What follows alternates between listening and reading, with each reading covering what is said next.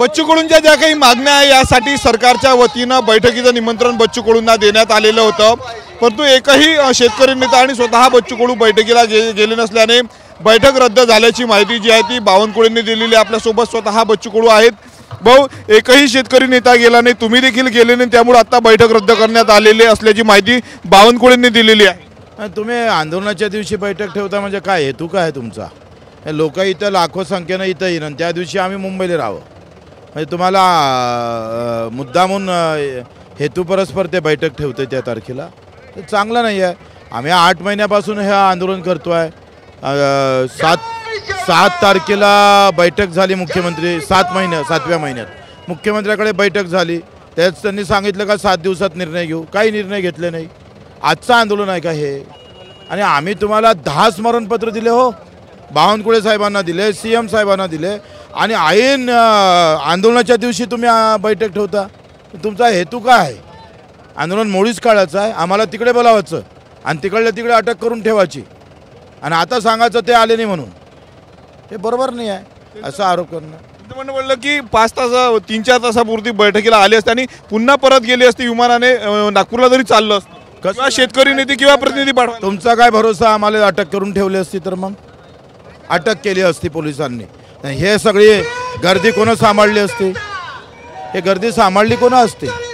तुम्ही सांगा, इतके लाखो लोकांना इथं येणार आणि इथं कोणीच राहणार नाही तर कसं शक्य आहे?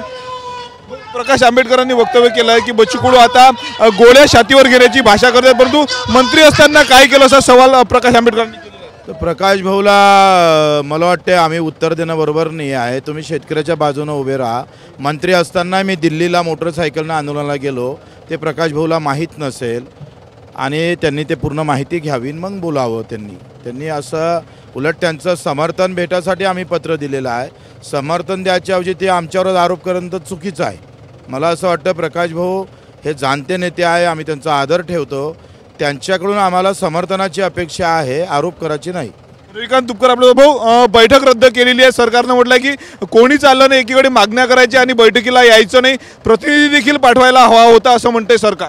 कर्जमुक्ती करायला कुठल्याही बैठकीची आवश्यकता नाही, सरकार परस्पर हा निर्णय घेऊन मोकळं होऊ शकतं आणि बच्चू म्हणले त्या पद्धतीनं आजचा दिवस हा आंदोलनाचा दिवस आहे। मोठ्या संख्येनं लोक नागपूरला येत आहेत, मुंबईलाच काय नागपूरलाही आंदोलनाच्या स्थळी येऊन बैठक होऊ शकते। जसं आतापर्यंत काही आंदोलनाच्या बाबतीमध्ये आंदोलन स्थळावर बैठका झालेल्या आहेत, मला असं वाटतं सरकारमधल्या लोकांनी आंदोलनाच्या ठिकाणावर बैठकीला आलं पाहिजे। आम्हीच त्यांना बैठकीचं निमंत्रण देतो की तुम्ही जिथं बैठकीला या आणि आमच्याशी चर्चा करा। नक्कीच काय सांगणार तुम्ही, बैठक रद्द केलेली अशी माहिती बावनकुळेंनी दिली। बैठकीला ह्या आंदोलन चालू असताना सोडून मुंबईला जाणं हे प्रॅक्टिकली शक्य नव्हतं। आम्ही चर्चेचा आदर करतो, चर्चा केली पाहिजे हे आम्हाला कळतं आहे, पण केवळ चर्चा करायच्या, समित्या नेमायच्या आणि कालहरण करायचं, लोकांना उल्लू बनवायचं हे उद्योगसुद्धा कुठेतरी थांबले पाहिजेत।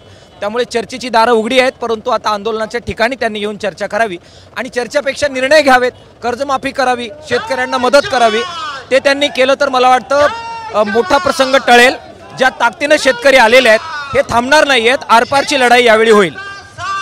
कर्जमुक्तीची घोषणा केली तर आम्हाला कोणत्याही निमंत्रणाची बैठकीची आवश्यकता पण नाही आहे, सरकारनं निर्णय घ्यावा, आम्हाला कुठलाही मान सन्मान नको आहे। महाराष्ट्रातला शेतकरी कर्जमुक्त झाला पाहिजे, आम्हाला बैठकीला नाही बोलावलं तरी चालतं, आम्हाला बैठकीला बोलावलं नाही तरी चालते, परंतु कर्जमुक्तीचा निर्णय घेतला पाहिजे असं शेतकऱ्यांनी त्यांनी सांगितलं।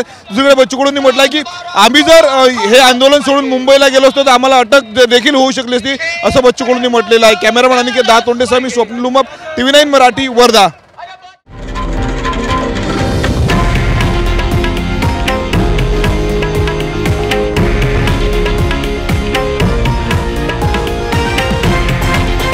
हे आहे देशातील नंबर 1 न्यूज नेटवर्क आणि आपण पाहत आहात TV9 मराठी, एकमेव।